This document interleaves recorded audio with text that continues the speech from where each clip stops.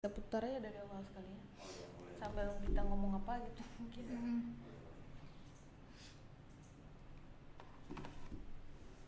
Oke, 1, 2, 3.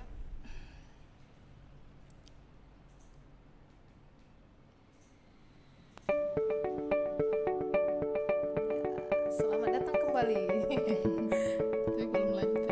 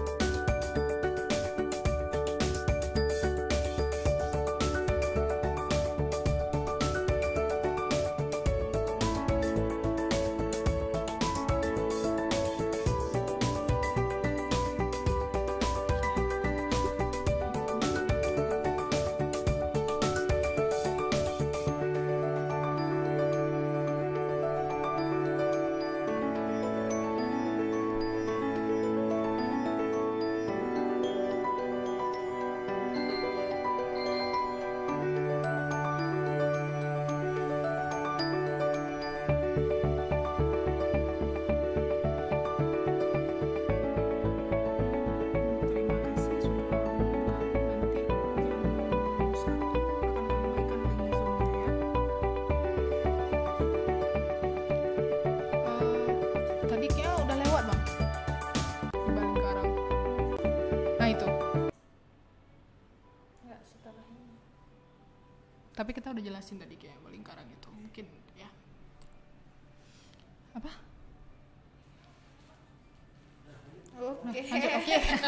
Oke, kita lanjut.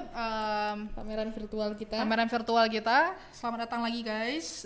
Di pameran Gak virtual. apa-apa ya panggil guys ya. Kayaknya lebih enak panggil guys pada kawan-kawan. Ya, selamat datang kembali di Pameran virtual Pustaka Kampung Impian 2020 2020. yang didukung sama abang-abang adok yang kece sehingga kita bisa live Seperti ini. seindah ini ya.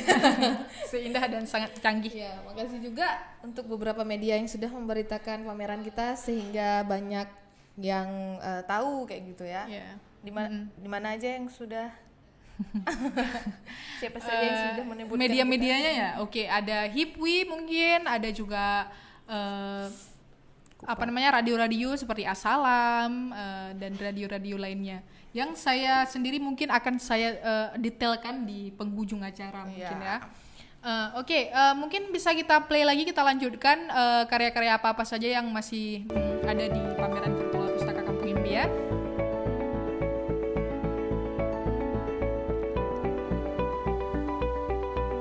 Oke, kita lanjutkan lagi.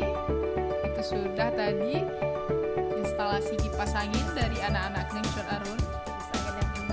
Nah, ini coba kita pause sebentar, kita ceritakan sedikit Kak Nori Nah, apa ini? Ini adalah gantungan kunci unik Ya. yang dibuat oleh adik-adik kalau nggak salah di Lapeng ya. Oh Di iya, Lapeng. iya. Adik-adik dari Lapeng Pulau Aceh. Jadi di Lapeng Pulau Aceh itu karena memang mereka pesisir, mereka banyak sekali sampah. Iya, dan sampah itu juga kadang-kadang kiriman dari luar negeri, Kak Rizka. Bukan dari desa itu sendiri, tapi Iya. dari daerah-daerah Seperti yang Thailand, internasional Sri Lanka. maupun nasional ya. Thailand dan Sri Lanka yang paling banyak kita temukan kayak sampah-sampah plastik, sampah botol, banyak melayang-layang di Iya. pesisir pantai Lapeng ya gitu.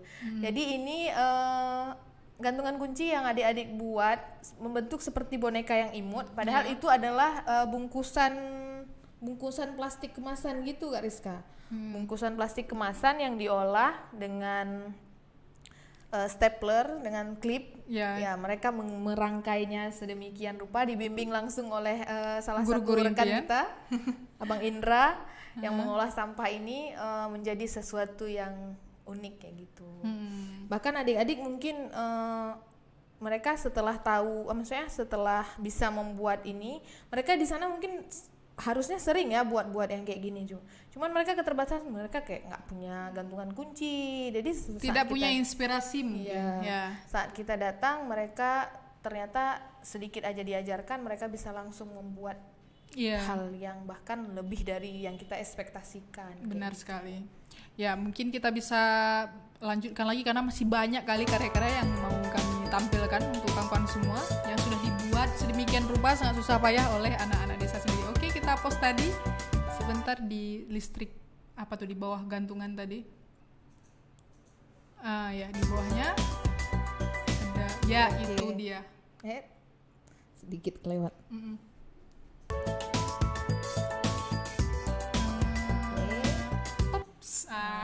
Situ. Nah, ini merupakan rangkaian listrik paralel yang pembuatnya itu sama seperti kipas angin tadi. Si ahli listriknya Klincot Aron. Ya, ahli listrik Klincot Aron. Jadi sebenarnya cita-cita anak ini setelah saya mendekati dia kayak gitu, dia bilang dia ingin menjadi seorang peneliti, tapi buktinya dia belum bisa membaca kayak gitu kan, tapi dia ingin sekali membuat sesuatu katanya. Jadi sungguh luar biasa kayak gitu.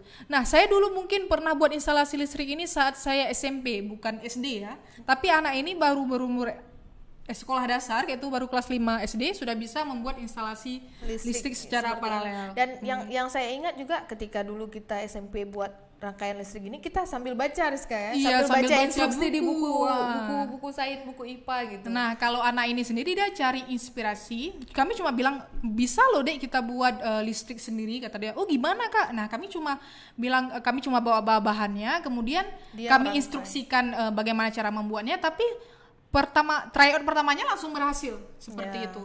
Nah, jadi bukan berarti kognitif dia itu rendah guys, bahkan lebih jauh lagi kognitif dia lebih tinggi, tapi cuma satu permasalahan dia tidak bisa membaca kayak gitu. Nah, mungkin kita bisa lanjut lagi karya-karya yang ada selanjutnya. Nah, ini coba pause sedikit. Nah, itu yang ada dalam kotak itu juga merupakan karya dari anak-anak Aceh Besar. Aceh Besar ya. Ya. Nah, ini itu merupakan komik yang dibuat bentuknya itu seperti TV. Jadi kawan-kawan bisa lihat di atas itu kayunya itu ada di atas, ada di bawah. Jadi saat kayu atas kita putar, maka nanti komiknya itu berjalan ke bawah seperti layaknya layar scene televisi. TV ataupun layar TV yang jalan kayak gitu.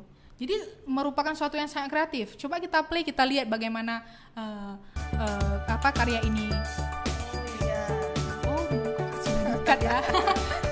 Oke. Ya, kita lanjut saja lah. Nah, komiknya jalan ya kayak. Ya, komiknya TV, itu baca jalan. Komik tapi nonton TV. Seperti layaknya nonton TV kayak gitu. Oke. Nah, ini apa nih Kak Rizka? Nah, ini oke. Nah, coba kita pause sebentar. Nah, ini merupakan lukisan yang dibuat juga oleh anak-anak Aceh Besar. Jadi tanpa sketsa mereka bisa membuat suatu karya yang sangat luar biasa seperti ini. Kayak gitu. Mungkin terdengar simple, tapi kita bisa pikirkan anak-anak yang buat karya ini itu masih berumur sangat balita, yaitu anak-anak kelas 1, sangat balita, kelas 1 dan TK kayak gitu kan. Oh, emang anak TK yang buat? Iya, anak-anak yang tidak sekolah, belum sekolah kata dia kayak gitu. Iya. Jadi dia bisa membuat suatu karya yang kita sendiri mungkin kesusahan pegang kuas dan cat air ya, tapi dia sangat berani dengan confident-nya, dengan percaya dirinya dia melukiskan sesuatu tanpa sketsa seperti itu. Kayak gambar yang pertama juga mungkin kombinasi warnanya berani kayak gitu. Dia mencampurkan. Mungkin banyak orang yang berpikir langit itu ya harus selalu biru, tapi dia bisa berani buat warna oranye di situ kayak gitu. Jadi imajinasinya sangat tinggi tentang warna nih ya. Iya. Oke, kita lanjut ke karya selanjutnya.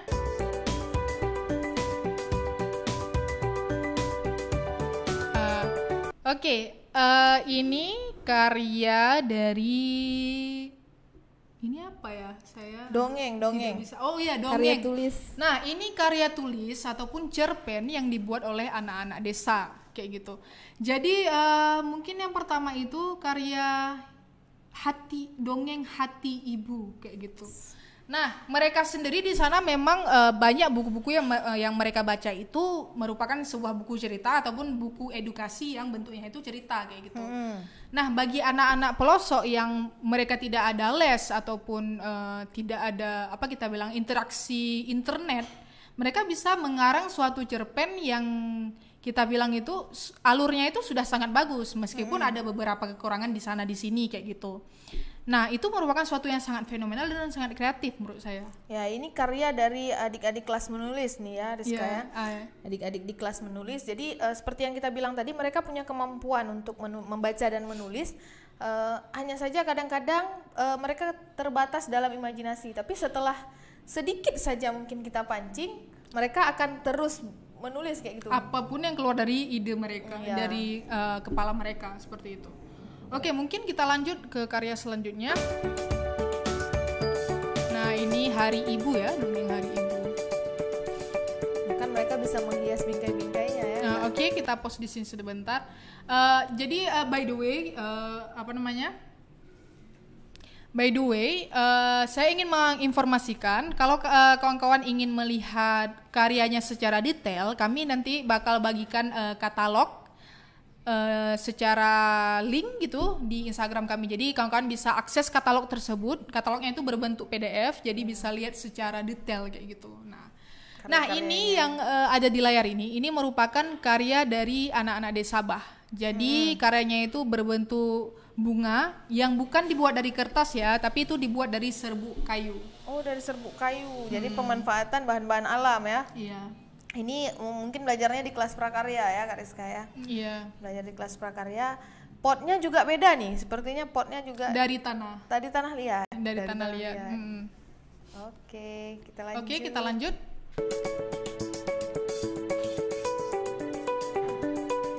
Ya, di situ coba kita nggak apa-apa. Nah, kita pause sebentar.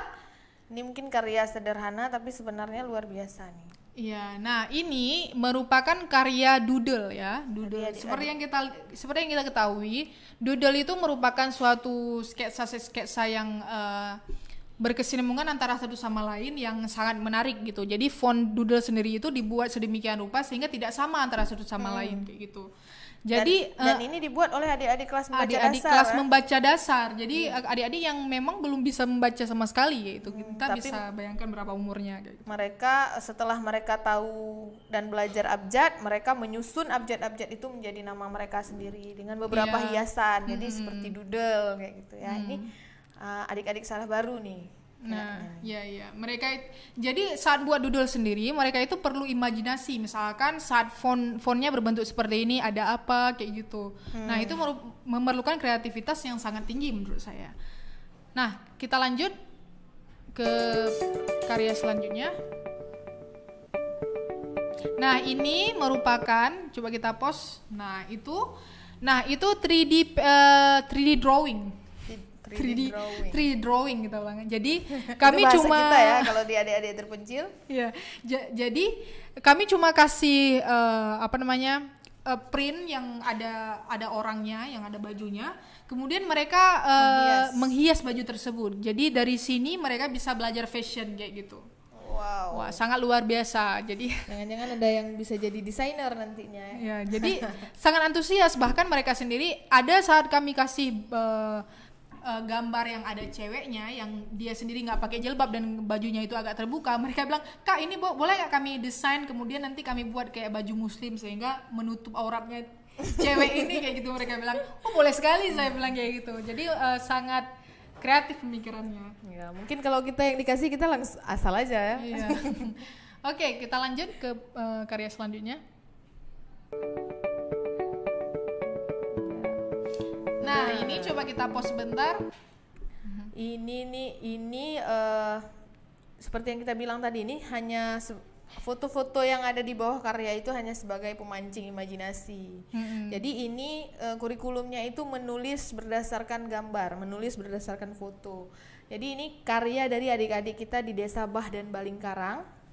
Jadi mereka menuliskan cerita dari foto yang sudah ada kayak gitu. Jadi foto-foto kegiatan Pustaka Kampung Impian sebelumnya kita print out, lalu kita berikan kepada mereka masing-masing, dan setelahnya mereka menuliskan kira-kira cerita apa, ada cerita apa kayak gitu di balik foto tersebut. Jadi ini hasil tulisan mereka.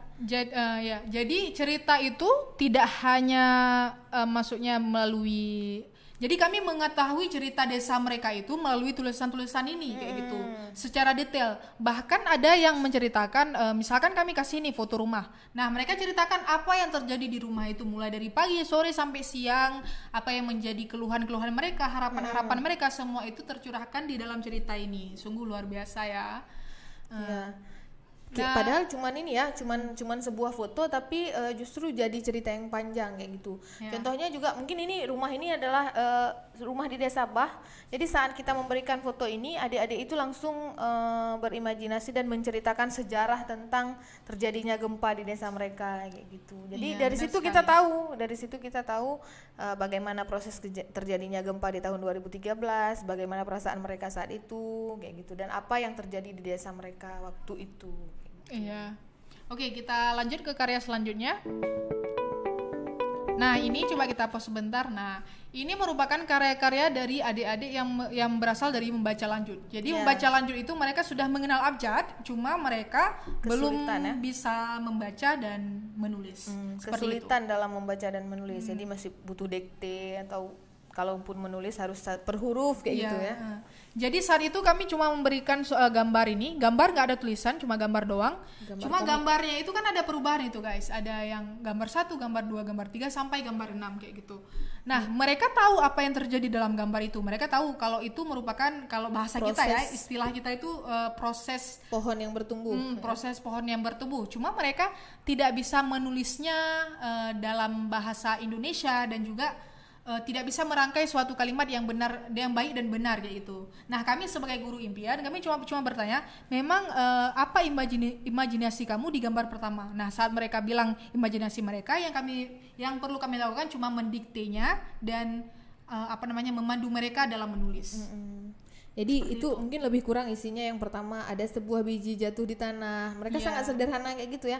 Lalu besoknya biji itu bertumbuh menjadi tunas. Dari tunas dia punya 2 daun. Setelahnya dia berkembang menjadi pohon kayak gitu. Kalau kita baca memang sangat sederhana kayak gitu. Tapi ketika kita tahu proses adik-adik menulisnya, itu jadi luar biasa. Benar sekali. Oke, kita lanjut ke karya selanjutnya karena masih banyak kali karyanya. Perbedaan antara yang pertama dan yang kedua. Gambar yang sama namun karya yang berbeda. Oke, kita pause di sini sebentar. Yang sebelumnya tadi kartu harapan ya. Kartu perasaan.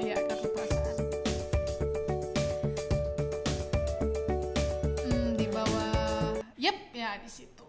Agak terblur ya. Oke. Nah, kartu perasaan ini mungkin ini saya ceritakan karena mungkin berasal dari generasi saya ya, Kak. Kurikulum terbaru ya. Jadi kartu perasaan ini merupakan hasil karya dari adik-adik membaca lanjut juga. Seperti yang saya bilang, kondisi mereka itu seperti bagaimana tadi yang saya bilang kayak gitu. Nah, jadi adik-adik di sini mencurahkan perasaan mereka itu melalui gambar-gambar kayak itu. Nah, seperti yang kita lihat, yang pertama itu ada gambar tomat sambil senyum. Kata mereka itu sedang bahagia. Nah, ada jamur yang sedang ceria ya, Kak? Ceria kah? Ceria. Seperti jadi pokoknya semuanya itu digambarkan yang mempunyai ekspresi seperti itu. Jadi saat itu mereka sedang merasakan apa? Ada yang bilang saya sedang sedih, ceria, dan marah kayak gitu. Nah, tapi mereka mengungkapkannya lewat gambar kayak gitu. Karena mereka sendiri kan belum bisa menulis. Jadi mereka gambar aja dan tulis satu kata yang mewakili gambar tersebut ataupun perasaan mereka kayak gitu. Cara yang bagus ini untuk mengungkapkan perasaan. Iya. Oke, kita lanjut ke karya selanjutnya. Nah, kita pause di sini. Ya, mungkin Kak Nori bisa ceritakan sedikit tentang. Ya, jadi ini akuarium yang dibentuk dari bahan bekas. Lagi-lagi daur ulang ya, Kak. Lagi-lagi daur ulang. Jadi ini akuarium yang saat itu dibuat di Laping. Adik-adik Laping bersama teman kita juga, guru impian. Bang Aryo waktu itu. Jadi ini kardus bekas yang dipotong tengahnya ya. Jadi lebih mirip seperti akuarium. Yeah. Lalu ikan-ikannya ini yang kita bilang tadi, Rizka. Jadi ikan-ikan itu dibentuk dari botol-botol bekas kiriman dari luar negeri, digunting sedemikian rupa dan diwarnai membentuk ikan-ikan yang berjalan di dalam akuarium. Ada ikan, ada penyu mungkin ya. Yeah. Dan di sini mungkin juga yang dimana guru impian belajar pada adik-adik di Laping itu mungkin kan lebih tahu, nah ini ikan apa, warna ikan ini seperti apa kayak gitu. Kalau kita kan mungkin cuma tahu ikan tongkol, ikan hiu ya. Yeah. Tapi mereka di sana bisa lebih banyak kayak gitu ikan yang mereka tahu meskipun dengan bahasa daerah mereka kayak gitu. Jadi mereka membentuk akuarium yang indah ini. Ini mungkin kalau misalnya kita hias lebih bagus akan tampak lebih bagus lagi ya. Tapi seperti ini aja untuk bahan daur ulang yang dipakai aja mungkin udah sangat luar biasa. Belum tentu ketika anak di kota atau mungkin kita sendiri saat diberikan bahan-bahan bekas kita bisa punya ide untuk mengolahnya yang seperti ini kayak gitu. Yeah. Ini ada pertanyaan dari Aryo ya, mungkin ini sangat penting. Jadi Aryo nanya, desa terpencil itu di mana? Mungkin Bang Aryo agak kelewatan ya, kelewatan maksudnya agak kelewatan live-nya, bukan agak kelewatan, agak miss live-nya. Jadi di live pertama kita ada bilang kalau desa terpencil itu maaf Bang Aryo, kata-kata saya tadi kurang mendukung situasi. Jadi desa terpencil itu ada di 6 desa, ada di Desa Laping yang terletak di Pulau Aceh, ada Desa Badan Serempah yang terletak di Aceh Tengah, ada Desa Klinco Aron yang terletak di Aceh Besar, ada Desa Balingkarang yang terletak di Aceh Tamiang, ada Desa Sarah Baru yang terletak di Aceh Selatan. Jadi semuanya itu terletak di pelosok-pelosok Aceh. Oke, karena kita sudah jelaskan itu, mari kita lanjutkan ke karya selanjutnya. Ini ada juga nih adik kita dari Klincot Aron nih, Chelsea. Hai Chelsea. Hai Chelsea. Oke, ini penyunya ya, penyu di dalam akuarium. Oke, kita post mungkin dari depan ya kita postnya. Tapi saya mungkin kita post aja di sini. Dan samar-samar terlihat nih. Mungkin ini bisa Kak Nuri ceritakan. Ya, ini samar-samar terlihat ini adalah miniatur dari penampakannya Desa Laping. Jadi mungkin kalau ada teman-teman yang sama sekali belum pernah melihat Desa Laping itu seperti apa, seperti inilah penampakannya. Ini dibentuk oleh adik-adik dari kertas sol yang seperti gabus itu. Jadi mereka membuat penampakan desa mereka. Saat membuat ini bahkan mereka itu sangat detil awalnya ya. Mereka ini rumah saya, ini rumah di samping rumah saya, rumah siapa, dan warnanya seperti apa kayak gitu. Jadi mereka buat sampai mereka buat dermaganya, mereka buat pelabuhannya, mereka juga buat ada pohon-pohon kelapa di sekitarnya. Bahkan mereka juga detail sampai tiang listrik pun harus dibuat, Kak Rizka. Jadi tiang listrik di desa mereka harus dibuat kayak gitu. Merupakan suatu karya yang usahanya itu sangat tinggi dan sangat disayangkan jika kita tidak mengapresiasinya. Dan ini bentuk kerjasama dari adik-adik. Jadi yang buatnya ini nggak satu orang nih. Jadi mereka berkelompok, mereka membuatnya. Ini juga salah satu pembelajaran teamwork gitu ya, tanpa instruksi yang lebih dari kita. Jadi mereka secara tidak langsung membentuk satu kelompok di mana di situ ada kayak seorang leadernya kayak gitu, seorang pemimpinnya, dia yang menginstruksikan kawan-kawannya bahwa apa yang harus kita buat dan dengan apa, seperti apa, warna apa, dia menginstruksikan kawan-kawannya. Dan ketika kawan-kawannya di sini seru nih saat buat ini. Jadi kita bisa lihat ada konflik dalam tim kayak gitu, dan bagaimana anak-anak ini dengan dewasanya bisa menyelesaikan konflik tersebut sehingga karya ini bisa terwujud dengan indahnya gitu. Oke, kita lanjut ke karya selanjutnya. Ini sudah mendekati penghujung karya ya. Iya. Nah, ini yang luar biasa. Coba kita teka-teki ya. Oke, kita pause sebentar. Oke. Jadi ini adalah bentuk dari ikonnya Pulau Aceh nih. Kak Rizka gimana, udah sampai ke sini? Belum. saya belum ke mercusuar. Ya, jadi ini mercusuar William Thoren sebutan namanya. Jadi adanya itu di Desa Melingge. Jadi kalau kemarin penempatan kita guru impian itu kan di Desa Lapeng. Untuk ke Melingge ini memang seperti yang kita bilang tadi, akses di Lapeng itu kadang sangat sulit, sangat terjal. Jadi kadang kalau saat Diska penempatan, Diska belum punya kesempatan untuk datang dan melihat langsung di sana. Ini juga yang buat memang bukan awalnya ini adalah inginnya adik-adik ingin membuat karya ini kayak gitu, dan kita mencoba untuk memfasilitasi, tapi setelah saat proses pembuatannya mereka mungkin namanya anak-anak ya agak kurang bisa untuk membentuk mercusuarnya, dan saat itu disitulah kita melihat, kalau tadi saya sebutkan mungkin kita sempat ingin menutup Pustaka Lapeng, tapi ternyata saat ini justru masih bertahan dan sangat baik kayak gitu, apalagi respon dari masyarakatnya. Nah ini saat itu ada salah satu orang tua dari anak yang melihat anaknya ngapain kayak gitu. Dia bilang dia mau buat miniatur dari mercusuar.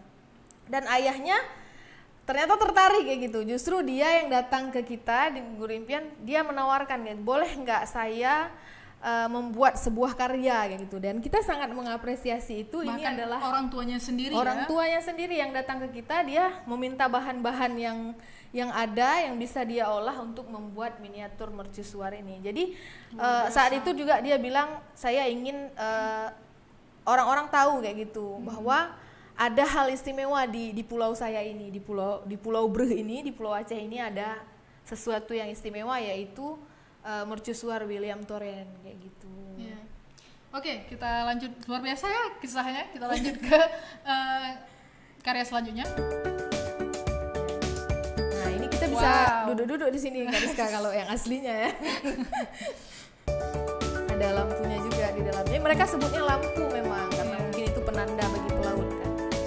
Nah ini coba kita pause sebentar. Nah ini sendiri merupakan foto dari desa. Jadi ada beberapa memang foto-foto yang dihasilkan oleh anak-anak sendirian, anak desa sendiri, adik-adik kelas fotografi ya. Adik-adik kelas fotografi ataupun kelas remaja kayak gitu. Ada juga yang memang foto dari dokumentator kami kayak gitu. Nah itu semua memang merupakan foto-foto dari desa-desa 6 desa tersebut gitu. Jadi sebenarnya banyak kali fotonya yang biasanya kami akan bagikan di buletin juga. Akan kami bagikan di kami by the way kami ada buletin, jadi setiap bulan itu ada buletin. Jadi bagi kawan yang mungkin tertarik yang tertarik dengan buletin-buletin tentang pendidikan terpencil ataupun kegiatan rumah relawan remaja bisa langsung hubungi kami kayak gitu. Nah kami ada juga mungkin web, di situ juga bakal ada update-update dari foto-foto kegiatan kita, kegiatan-kegiatan kayak gitu. Dan semuanya itu sangat menarik dan bisa menjadi suatu pelajaran bagi kita ataupun menjadi inspirasi bagi kita. Dan ini juga karena kita pameran virtual, mungkin teman-teman tidak bisa melihat langsung, tapi dari gambar ini mungkin teman-teman bisa menikmati suasana yang kita dekorasi di sana di tempat pameran. Jadi kita mendekorasi karena memang kita mengambil tema Kampungku Sayang, jadi kita mendekorasi seperti apa desa-desa terpencil yang kita kunjungi itu. Dan ini kebetulan di lapak fotos, di lapak foto ini kita temanya itu laut, karena laut lapeng. Jadi ini dekorasinya ada pasir-pasir, laut biru, ada gambar-gambaran laut bukan biru. Bukan seperti sungai hijau yang ada di Bengkarang kayak gitu. Tapi memang sungainya warna hijau loh guys. Tapi kalau ini lapingnya masih warna biru kayak gitu. Banyak terumbu karang di sana masih. Ya, hanya yang mungkin kita tidak bisa gambarkan sampah kiriman itu ya. Oh iya. Sungguh tidak indah kalau kita juga melukis itu mungkin. Jadi ya ini foto-foto dari adik-adik di kelas fotografi dan dokumentator kita.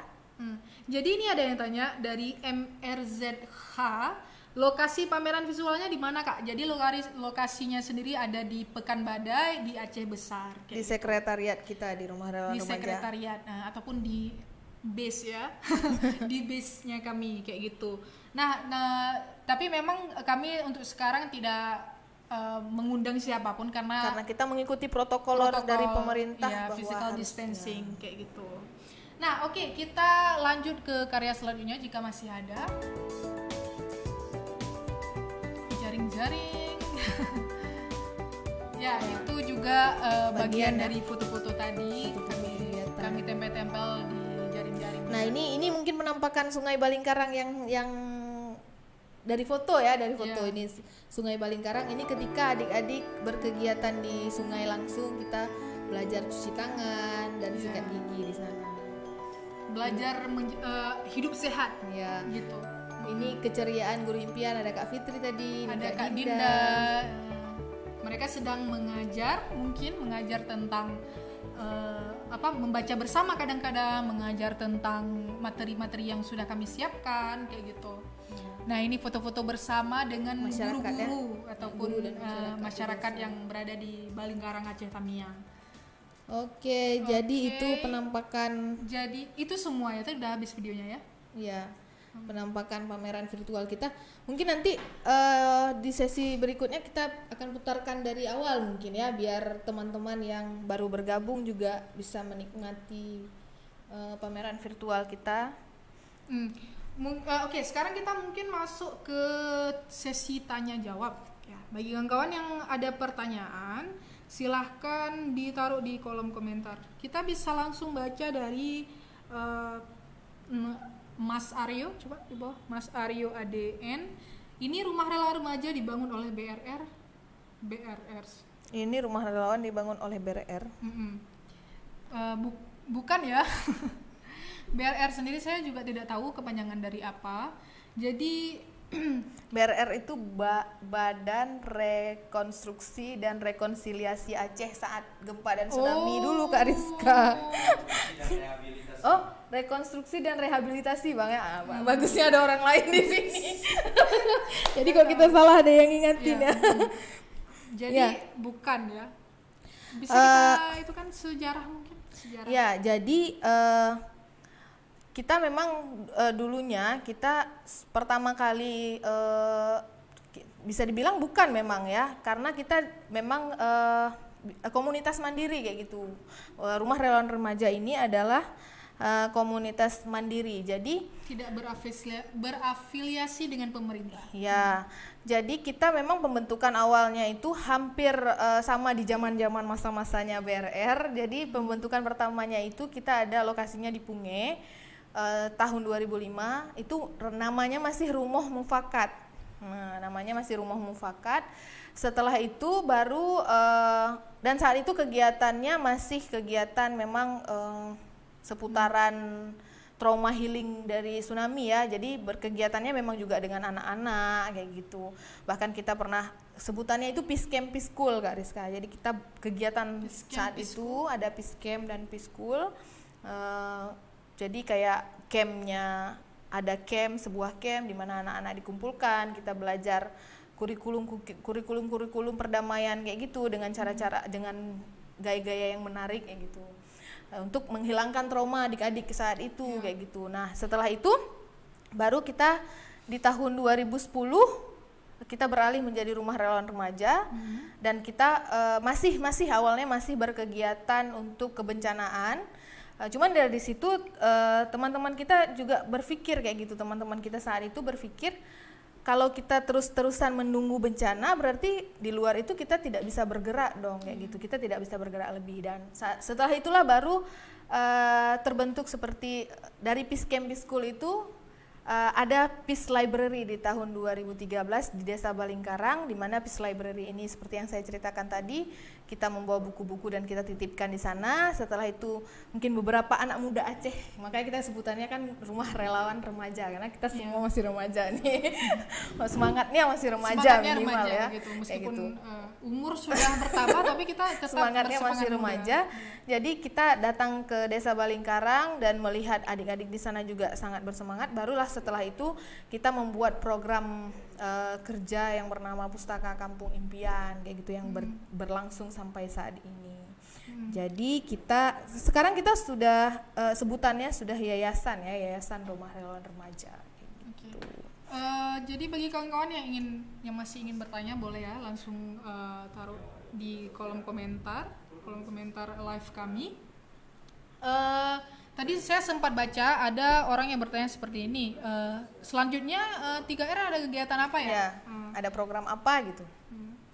Jadi mungkin apa kita itu tentang PIS? Iya, sebenarnya kegiatan 3R itu banyak ya. Salah satu kita sangat banyak kegiatan.